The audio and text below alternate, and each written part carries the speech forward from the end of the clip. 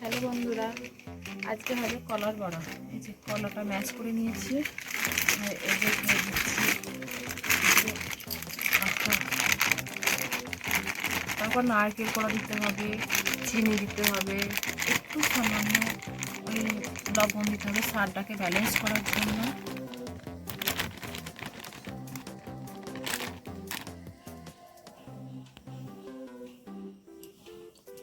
লবণ চিনি দিয়ে দিয়েছি বন্ধুরা।